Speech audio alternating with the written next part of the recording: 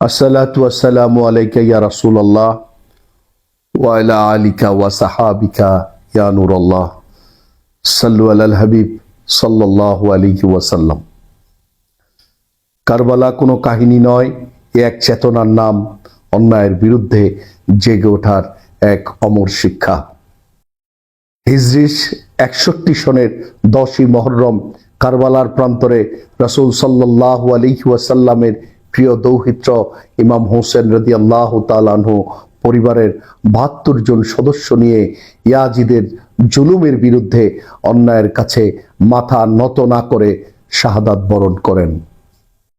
পানি বন্ধ করে দেওয়ার মতো করুণ ঘটনা ঘটিয়েছিল, তবুও তারা সত্যকে ত্যাগ করেননি।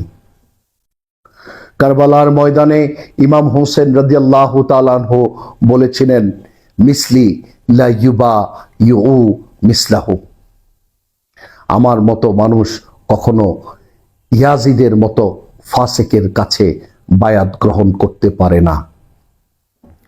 আজকের সমাজেও যখন সত্য চাপা পড়ে, অন্যায়কে স্বীকৃতি দেওয়া হয়, তখন কারবালার বার্তা আমাদেরকে জাগায়।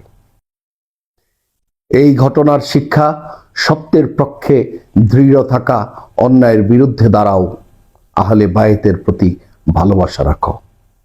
তাই আসুন ইমাম হুসেন রাদিয়াল্লাহু তাআলা আনহুর আদর্শকে বক্ষে ধারণ করে নিজেদের জীবন গড়ি। সত্য, ইনসাফ ও ত্যাগের পথেই রয়েছে চিরন্তন সফলতা।